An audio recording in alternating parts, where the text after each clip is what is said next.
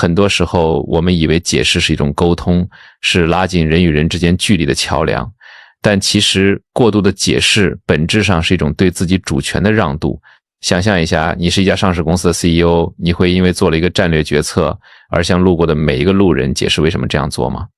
当然不会，因为你知道你的决策基于你的愿景和判断，不需要无关人员的批准。然而在生活这家无限责任公司里，你明明是唯一的股东和董事长，却活得像个实习生。你不断地向周围的人提交报告，等待他们的审批。这种行为模式的根源深深植根于我们的大脑深处。在远古时代，人类是无法独自生存的，如果你被部落排斥，就意味着死亡。所以我们的基因里刻写着一种深深的恐惧，被误解等于被排斥，被排斥等于死亡，这是一种为了生存而进化出的本能。现代人的精神困境往往源于这种古老本能与现代生活的错位。为了留在这个群体里，我们学会了讨好，学会了证明自己是有用的、无害的、合群的。我们建立了一套复杂的防御机制，在别人开口质疑之前，内心就已经排演了无数遍对话。我们在头脑里预设了假想敌，不断地模拟审判过程，试图用完美的理由来堵住所有人的嘴。但在今天的社会，这种机制已经过时了，甚至是有毒的。这种防御机制有一个致命的逻辑漏洞，它把你的自我价值完全抵押给了外界。当你开口解释的那一刻，你就已经默认了一个前提，对方有权质疑我，而我有义务让他们满意。这是一种极其不对等的隐性权利契约。你在祈求理解，而他们在审判你的合理性。更糟糕的是，这在金融和投资领域也是一个巨大的忌讳。在这个领域，我们讲究复利和杠杆，但很少有人意识到，最宝贵的资本不是金钱，而是你的心力，是你的关注力。把心理视为一个能量系统，这和我们做资产配置是一模一样的道理。你的每一个念头，每一次情绪波动，每一句废话，都是在消耗你的心理资本。当你陷入过度解释的怪圈时，你实际上是在进行一项巨额亏损的投资。你把本该用于创造财富、提升认知、享受生活的宝贵能量投入到了一个无底洞里。在我们深入探讨如何从解释陷阱中解脱出来之前，我想邀请你订阅这个频道并按下赞。我想请你在评论区留下这一句话：从今天起，我只对自己负责。或者你可以分享一个你曾经为了迎合别人而违心解释的经历，让我们在评论区看到彼此，你并不孤独。试想一下这个场景，你周末想在家休息，拒绝了朋友的聚会。本来一句我今天想休息就足够了，但你的大脑开始飞速运转，你担心朋友觉得你冷漠，担心以后不再被邀请，于是你编造了一个理由：哎呀，我今天要加班，还要帮家里人修东西，身体也不太舒服。你在电话这头喋喋不休，对方在电话那头其实根本不在意。挂了电话，你不仅没有感到轻松，反而因为撒谎或者过度暴露隐私而感到一种隐隐的焦虑。这就是能量的耗散。为了圆一个并不需要的解释，你调动了大量的认知资源去分析对方的心理，去组织语言，去平衡情绪。这种内耗就像是你开着一辆法拉利在泥坑里空转，引擎轰鸣，油耗惊人，但车子一步都没动。长此以往，你会发现自己越来越累，越来越没有创造力，因为你的能量都用来维护人设了，而不是用来建设自我。真正的强者，真正的富人，无论是物质上还是精神上的，他们都极其吝啬自己的能量，他们懂得止损。当他们发现解释需要消耗巨大的成本，而收益几乎为零时，他们会毫不犹豫地选择闭嘴。这就叫如无必要，勿增实体。在人际关系中，就是如无必要，勿增解释。这里面还隐藏着一个深刻的心理学现象，往往源于我们童年时期的讨好型人格。回想一下你的成长过程，是不是只要你听话懂事，按照大人的意愿行事，就能得到糖果和夸奖？反之，如果你想做自己喜欢的事，往往需要费尽口舌去争取大人的同意。我们从小就被训练成了解释机器，做什么都要有理由，选什么都要说得通，仿佛我们的存在本身是不合法的，必须通过不断的申请和批准才能获得合法性。这种模式延续到成年，就变成了一种条件反射。比如你在职场上，老板问你为什么这么做，你的第一反应是惊慌，是辩解，而不是客观的陈述事实。在亲密关系中，伴侣的一个眼神就能让你紧张半天，生怕自己做错了什么。你活得小心翼翼，仿佛脚下踩的不是大地，而是薄冰。但我想告诉你的是，除了法律和契约规定的义务，你没有义务向任何人解释你的生活方式。当你停止为每一个选择寻求外界的理解时，奇妙的事情就会发生。你开始回收那些流失的能量。这就好比你砍掉了一家公司里所有不盈利的部门，把资源集中在核心业务上，你会发现你的头脑变得清晰了，你的决策变得果断了，因为你不需要再透过别人的滤镜来看世界，你不需要再等着别人给你亮绿灯，这种不解释的智慧还体现了一种对他人的筛选机制。在人际交往的博弈中，谁更需要对方的认可，谁就处于低位。当你拼命解释时，你其实是在告诉对方，我很在乎你的看法，请不要抛弃我。这在无形中抬高了对方的地位，降低了自己的身价。而在一段健康的关系中，无论是朋友、爱人还是商业伙伴，尊重是建立在平等基础上的。举个很现实的例子，假设你是一个自由职业者，你的亲戚问你，你怎么不正经找个班上？如果你开始解释，其实我现在收入不错，自由职业也是趋势，我有社保，你越解释，对方越觉得你不靠谱，越觉得你在掩饰什么。他们会继续追问，那老了怎么办？不稳定怎么办？你陷入了自证的陷阱。但如果你只是淡淡一笑，说我觉得现在这样挺好的，适合我，然后低头喝茶，或者把话题引到对方身上，对了，您最近身体怎么样？你会发现对方反而会闭嘴，因为你传递了一个明确的信号，这是我的领地，不需要你的评价。这种边界感会让对方意识到你的坚定。真正有底气的人从来不需要通过解释向任何人证明自己。这就好比一座高山，他需要向路过的登山者解释自己为什么这么高吗？他需要解释自己为什么会有积雪吗？不需要，他就在那里巍峨不动。你看得懂是你的机缘，你看不懂是你的遗憾。山不解释自己的高度，也不炫耀自己的深邃。那些真正强大的灵魂往往选择以一种藏锋守拙的姿态存在。这种不解释并不是傲慢，而是一种极度的自信。这种自信来自于对自己的深度了解，来自于对自己价值观的清晰认识，来自于对自己判断力的绝对信任。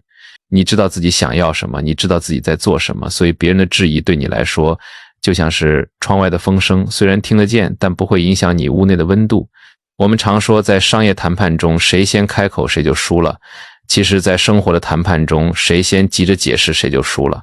一旦你开始解释，你就承认了对方有审判你的权利。这种权利一旦交出去，想要拿回来就难了。你会发现身边的人会习惯性的对你指手画脚，因为他们潜意识里知道，只要他们皱皱眉，你就会慌乱；只要他们提个问题，你就会乖乖汇报，是你亲手教会了别人如何对待你。所以我们要学会重新定义这种权力关系，你不再是被审判者，而是自己人生的主宰者。你可以选择与谁分享你的想法，可以选择对谁保持沉默，可以选择在什么情况下表达自己。这种主动权的转换会彻底改变你在人际关系中的位置。你不再是那个总是需要证明自己的人，而是那个有选择权的人。这种转变会让你在任何关系中都更有力量，更有尊严。让我们把视角拉高一点。从哲学的层面来看，解释往往是一种对当下的逃避。我们在解释过去，或者在为未来寻找理由，唯独没有活在当下。当我们停止解释，我们就是完全的接受了当下的自己。我不完美，我做了一些别人看不懂的选择，但我接受这一切。这种自我接纳是所有力量的源泉。我想讲一个关于沉没成本的金融概念，来类比我们的社交生活。如果你在一段关系或者一次对话中投入了大量的解释成本，你就会舍不得这段关系，哪怕这段关系已经让你感到窒息，因为你付出了太多心血去维持那个摇摇欲坠的形象。停止解释就是及时止损，就是承认我不需要每个人都懂我，我也不需要每一笔人际投资都有回报。有些注定亏损的社交就让它亏损吧，把剩下的资本拿回来投给那些真正值得的人。或许你会问，如果我不解释，别人误会我怎么办？别人在背后议论我怎么办？这就触及到了一个核心问题，你到底是为了别人的眼光活着，还是为了自己的体验活着？叔本华说过，人性中最大的弱点就是过分在意他人的看法。如果你的一生都在为了修正别人脑海中的那个你而奔波，那你什么时候才能活出真实的自己呢？你要明白，别人对你的看法，那是他们的课题，不是你的，那是他们认知水平、生活经历和内心投射的产物，和你并没有太大关系。就像苏东坡和佛印的故事，心中有佛，所见皆佛；心中有牛粪，所见皆牛粪。别人把你解读成什么样，暴露的是他们的修养和境界，而不是你的本质。再者，那些真正懂你的人不需要你解释，那些不懂你的人，你不配解释。这是一个非常残酷但也非常解脱的真相。我们总以为只要解释得够清楚就能消除误解，但现实是偏见是人心中的大山，你靠几句口舌是搬不走的。与其在愚蠢和偏见面前浪费口舌，不如把时间花在精进自己上。当你强大到一定程度，你的结果就是最好的解释。比如你想创业，周围全是反对的声音，你解释商业模式，解释市场前景，他们只会觉得你疯了，或者觉得你在做梦。但如果你默默把事情做成了，赚到了钱，改变了生活，那时候你还需要解释吗？那时候你的每一个行动都被会解读为高瞻远瞩。世界就是这么势利，但也这么公平，他不听你怎么说，只看你怎么做，以及你拿到了什么结果。所以把嘴闭上，把手张开去行动，把那些用来组织语言的脑细胞用来思考如何解决问题，如何提升技能，如何创造价值，这种能量的转移会让你的人生发生质的飞跃。现在我们来谈谈具体的实操。要摆脱这种根深蒂固的解释强迫症，并不是一件容易的事儿，它需要一个循序渐进的脱敏过程。你可以把它看作是一场心理层面的肌肉训练。首先，我们要建立一个暂停机制，这就像给你的大脑安装一个缓冲阀。当有人质疑你的选择，或者抛出一个让你感到不舒服的问题时，千万不要秒回，不要让那种条件反射接管你的嘴巴。给自己3秒钟，哪怕是深呼吸一次，在这3秒钟里问自己3个问题：第一，这个人值得我解释吗？他是我生命中重要的人吗？第二，这个解释对我有什么好处？能解决问题，还是只是为了缓解我的焦虑？第三，如果不解释，天会塌下来吗？在大多数情况下，你会惊讶地发现，那股让你感到必须说话的巨大压力，其实都是你自己的幻觉。对方可能随口一问，转头就忘了，是你自己内心那场永不落幕的法庭戏在作祟。当你意识到这一点，你就可以微笑着看着对方，保持沉默，或者给出一个模糊的回应。这就引出了我们的第二个策略，准备一些标准回应模板。这就像是你的防身武器，当面对那些越界的、无理的，或者仅仅是八卦的质疑时，你可以用这些简单而有力的话术来代替长篇大论的辩解。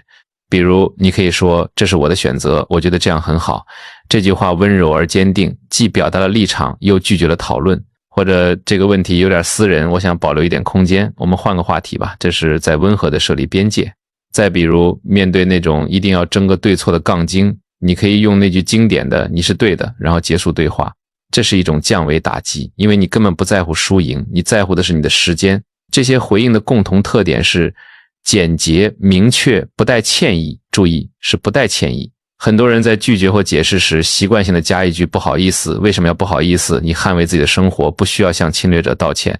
这种不卑不亢的态度本身就是一种强大的气场。第三个练习，也是最难的一个练习，容忍他人的不理解。我们从小被教育要让别人满意，要追求人和，但真正的成熟是接受失和。你要明白，在这个世界上，被误解是表达者的宿命，被排斥是特立独行者的代价。你不可能既想活出独特的自我，又想获得所有人的掌声，这是违背自然规律的。你需要学会与被误解这种不舒服的感觉共处。当别人投来异样的眼光，当别人在背后窃窃私语，你能不能安住在自己的中心，不为所动？这需要强大的定力。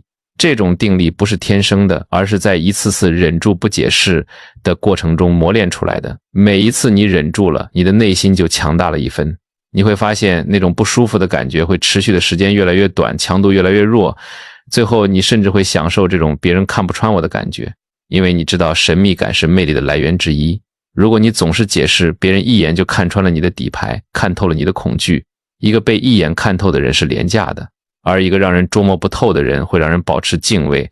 虽然这种不确定性会让人防备，但正是这种防备让他们在与你打交道时不敢造次。当然，这里要区分情况，在商业合作或真正亲密的朋友之间，我们需要真诚和透明，因为那是建立信任的基础。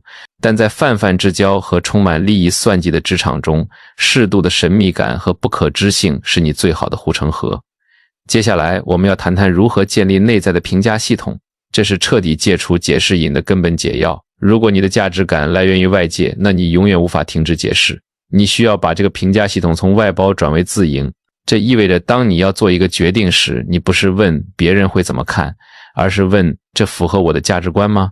这对我长远有利吗？这让我感到真实吗？当你的答案来自于内心深处的笃定，外界的声音就变成了背景噪音。你不需要通过别人的点头来确认你是对的，你心里有一杆秤，你知道自己的分量。这种内在权威的建立是个体化进程的核心，它意味着你终于断奶了，精神上的断奶。你不再是一个寻找父母认可的孩子，而是一个独立的成年人。你对自己负责，包括你的选择、你的错误、你的快乐、你的痛苦。这种承担责任的勇气是停止解释的前提。因为很多时候我们解释是为了推卸责任，是为了说你看我也是没办法才这么做的。当我们敢于说这就是我选的，后果我担，我们就再也不需要解释了。停止解释并不意味着你要变成一个冷漠的哑巴，或者切断所有的沟通。这是一个非常重要的误区，我们需要在这里做一个清晰的界定。健康的人际关系，无论是亲情、爱情还是友情，都依赖于开放的交流、真诚的分享和相互的理解。关键在于你要学会区分什么是必要的沟通，什么是带有防御性质的无意义解释。必要的沟通通常发生在两个平等的人之间，双方都有倾听和表达的意愿，目的是为了解决问题、交换信息或者增进感情。比如你和伴侣商量周末去哪里度假，你表达你的喜好，他表达他的想法，这是沟通。或者在工作中，你向团队同步项目的进度，说明某个决策背后的数据支持，这是协作。在这些场景下，你的心态是开放的，你不需要证明我是好的或者我是对的，你只是在陈述事实和观点。而无意义的解释通常带有一种隐性的讨好和防御，它的潜台词是请不要生气，请不要误会我，请认可我。这种解释往往让你感到心力交瘁，因为你在试图说服那些根本不想理解你的人，或者那些早已对你有了预判的人。比如你买了一件自己喜欢的贵衣服，回家后却拼命跟家人强调它打折了，它质量好，能穿10年，生怕被贴上乱花钱的标签。这就是一种为了避免批评而进行的防御性解释。这种解释哪怕你说赢了，你的内心也是输的，因为你在一开始就承认了对方有权审判你的消费观。真正的交流是两个完整个体之间的相遇，而不是一个人向另一个人的辩护。当你停止为自己辩护时，你就创造了真正交流的可能性。因为只有当你不再急于证明自己时，你才能真正听见对方在说什么，你也才能平静地表达自己真实的诉求。学会区分这两者是停止无意义解释的关键一步。试着把你的每一次开口都放在天平上称一称。这句话是为了传递信息、解决问题、创造价值，还是为了寻求某种安全感、认同感，或者是为了逃避某种指责？如果答案是后者，那么请你闭嘴，哪怕只有一次。忍住不解释，那种力量感会让你上瘾。当你的注意力从别人怎么看我转向这件事本身重不重要时，你的表达就会变得极其有力。你会发现，你的话语权不是求来的，而是通过拒绝解释赋予自己的。这里面还有一个更深层的逻辑，那就是能量回收。把心理视为一个能量系统，每一次解释本质上都是在进行能量的输送。你在向外界输送你的关注、你的焦虑、你的渴望。当你停止解释，这股能量就会回流。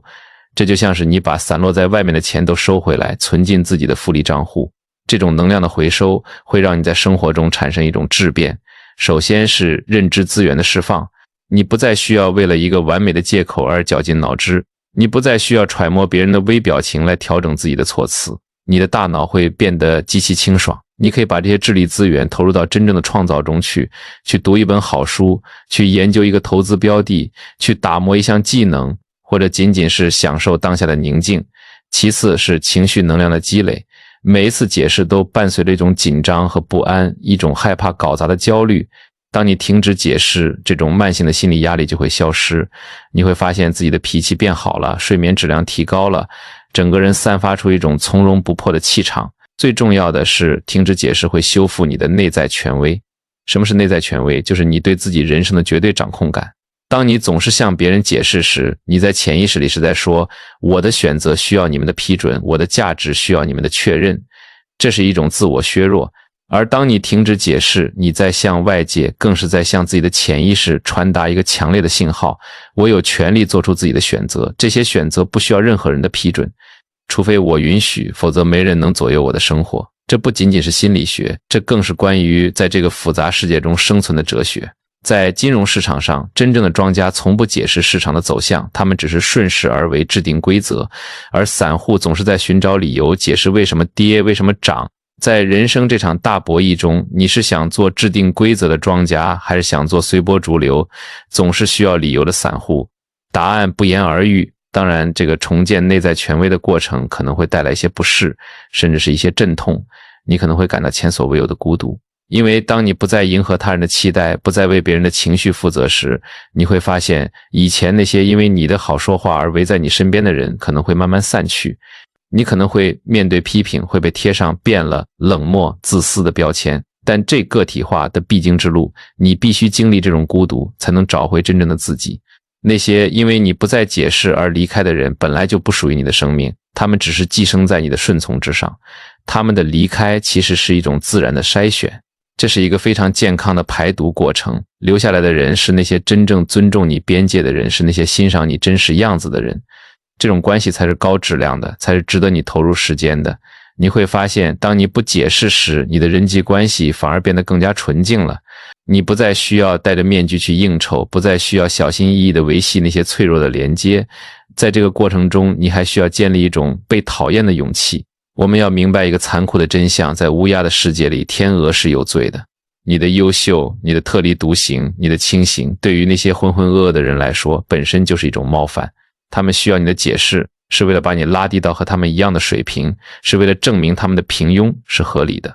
所以，当你面对质疑时，请时刻提醒自己，我对给每个人留下好印象已经没有兴趣了。我所见即是我，好与坏我都不反驳，你能懂我几分就是几分。你的看法不过是你的三观和内心阴影的投射，与我无关。当你真正内化了这种信念，你就会发现，别人的评价就像是打在棉花上的拳头，毫无着力点。而且你要知道，那些真正懒得解释的人，往往才是最可怕、最强大的。为什么懒得解释？说白了，因为不需要你的认可，不需要你的支持，不需要借助你的力量，更不需要你出现在我的未来里。这就好比一只狮子，它需要向斑马解释为什么要捕猎吗？它需要向草原解释它的领地范围吗？不，它只是存在，这就足够了。这种不解释的姿态传递出的信息量是巨大的，它意味着你的自我价值是内生的，不依赖于外界的反馈。这种内在的确定性是一种极其稀缺的资源，在这个充满了不确定性和焦虑的时代，一个内心笃定、不急于证明自己的人，本身就是一种强大的磁场。你会发现，当你停止追逐别人的认可，反而会开始吸引别人的追随。那么，如何把这种哲学融入到我们每天的柴米油盐中呢？我们不需要去深山老林里闭关，生活的每一个瞬间都是修行的道场。比如，在职场上，老板质疑你的方案，如果是因为信息不对称，你可以补充数据，这是专业。但如果是因为他对你有偏见，或者纯粹是为了展示权力，那么你不需要辩解你的初心和努力，你只需要说，我理解您的顾虑，但我认为基于目前的数据，这是最优解。如果你有更好的方向，我可以执行，点到为止，不卑不亢。你是在谈工作，不是在祈求认可。比如在社交网络上，有人在你的帖子下面杠你、嘲讽你，以前你可能会气得手抖，打几百字去回击，去证明你是对的。现在你可以看着那个评论微微一笑，然后划走或者直接拉黑，你连1秒钟的情绪波动都不给，即使因为你知道你的时间比他的偏见贵得多，你不解释就是对他最大的蔑视。再比如面对父母的催婚、催生，或者对你生活方式的干涉，这可能是最难的，因为这里面掺杂了爱和愧疚。但你要明白，孝顺不是顺从，你的人生是你自己的，父母的焦虑是他们需要处理的课题。你可以温和地告诉他们，我知道你们为我好，但我有自己的节奏，这个话题我们不聊了，然后转移话题，或者给他们买个礼物，用行动表达爱，但用语言设立边界，哪怕他们不理解，哪怕他们失望，你也必须坚持。因为如果你为了让他们满意而妥协，你将来积攒的怨气会比现在的失望更伤人。一个人最大的痛苦不是来自于外在的困难，而是来自于内在的分裂。当你为了迎合别人而解释时，你在撕裂自己，你在把一个真实的你藏起来，展示一个虚假的你。而当你停止解释，开始为自己而活时，这种内在的分裂就会开始愈合。这个过程其实就是一种精神上的重生。你不再是一个等待被挑选的商品，而是一个拥有独立意志的生命。你开始倾听内在的声音，而不是外界的噪音。你开始相信自己的直觉，而不是别人的建议。你开始为自己的快乐负责，而不是为别人的满意负责。我想讲一个关于留白的概念。在艺术中，留白是为了给观众想象的空间。在人生中，不解释就是给自己留白。你不需要把自己的一切都摊开给别人看。你的思想、你的经历、你的伤痛、你的荣耀，这些都是你的私人宝藏，你不需要把它们廉价的兜售给路人，保持一点神秘感，保持一点不可知性。这不仅是保护自己，也是一种高级的魅力。当别人看不透你时，他们反而会高看你一眼，他们会想这个人一定有什么过人之处，所以才这么淡定。这就是人性的弱点，我们可以利用这一点，让自己在社交博弈中处于更有利的位置。最后，我想聊聊关于选择性表达的智慧。停止解释不代表我们永远沉默，相反，它意味着我们更加真实表达的机会。当你的话语不再被廉价的解释稀释时，你的每一次发声都会变得掷地有声。你可以选择在什么时间、什么地点对什么人表达，这是一种权利。你可以选择向懂你的人敞开心扉，那是一种享受。你可以选择在关键时刻表达立场，那是一种力量。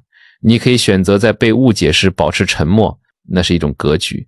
这种对表达的掌控会让你的人生变得更加高效。你不再把生命浪费在无意义的消耗上，而是聚焦于那些真正重要的事情。你的能量高度集中，你的目标清晰明确，你的步伐坚定有力。